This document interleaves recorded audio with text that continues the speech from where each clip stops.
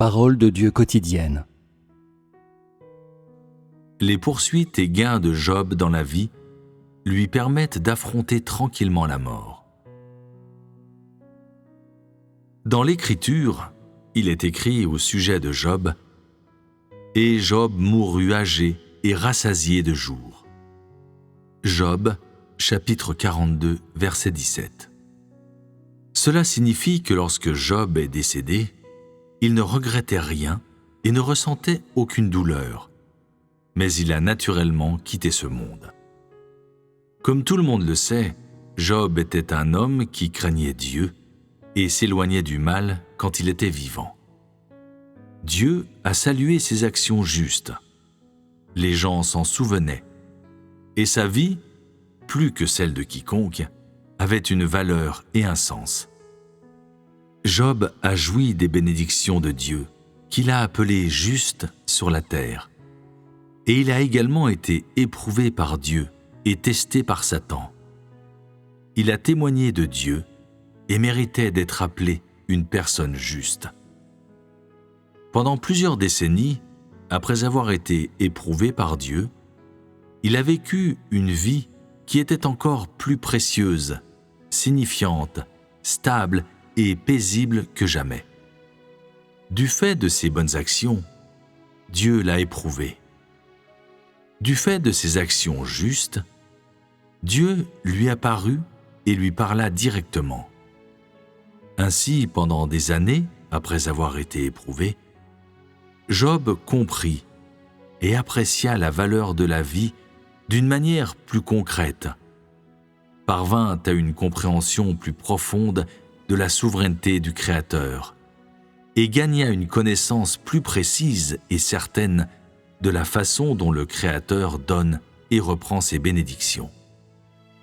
La Bible rapporte que Dieu l'Éternel accorda même de plus grandes bénédictions à Job qu'auparavant, plaçant Job dans une bien meilleure position pour connaître la souveraineté du Créateur et faire tranquillement face à la mort.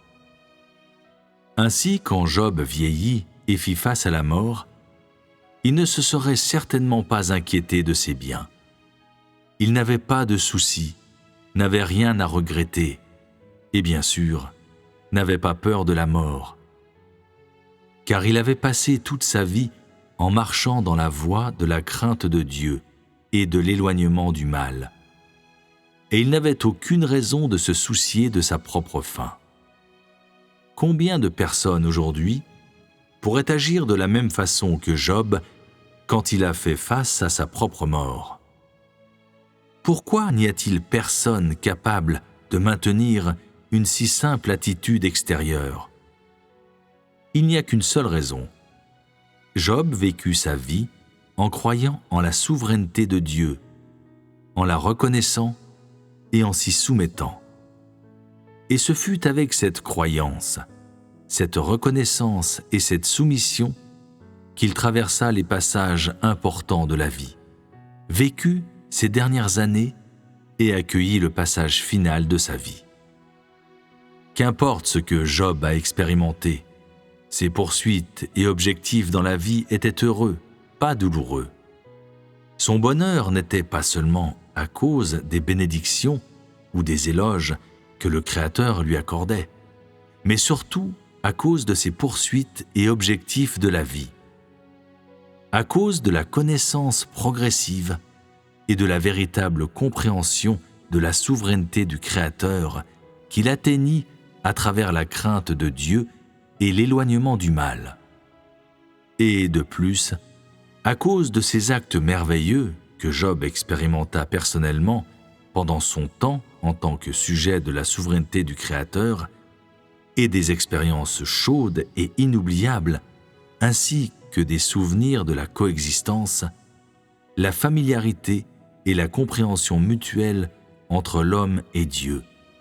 À cause du confort et du bonheur qui avait découlé de la connaissance de la volonté du Créateur, à cause de la révérence qui était suscitée après avoir vu qu'il est grand, merveilleux, aimable et fidèle. La raison pour laquelle Job a pu faire face à la mort sans souffrance et qu'il savait qu'en mourant, il retournerait aux côtés du Créateur. Et ce furent ses poursuites et gains dans la vie qui lui permirent de faire face à la mort calmement, de faire face à la perspective du Créateur qui reprenait sa vie, avec un cœur tranquille, et de plus, de se tenir debout, sans souillure et sans souci, devant le Créateur. Peut-on atteindre aujourd'hui le genre de bonheur que possédait Job? Êtes-vous vous-même en mesure de le faire? Dès lors qu'en nos jours les hommes sont en mesure de le faire, pourquoi sont-ils incapables de vivre heureux, comme Job a vécu? Pourquoi sont-ils incapables d'échapper à la souffrance de la peur de la mort? Face à la mort, certaines personnes se mouillent, d'autres sont saisies de frissons, s'évanouissent, se déchaînent contre le ciel et l'humanité, voire crient et pleurent. En aucun cas, ces réactions ne se produisent pas soudainement à l'approche de la mort. Les gens se comportent de cette façon embarrassante, surtout parce qu'au fond de leur cœur, ils craignent la mort, parce qu'ils n'ont pas une connaissance claire et une appréciation de la souveraineté de Dieu et de ses arrangements. Encore moins s'y soumettent-ils vraiment. Parce que les gens ne veulent rien d'autre que d'arranger et de gouverner tout par eux-mêmes, de contrôler leur propre destin, leur propre vie et mort. Il n'est donc pas étonnant que les gens ne soient jamais capables d'échapper à la peur de la mort.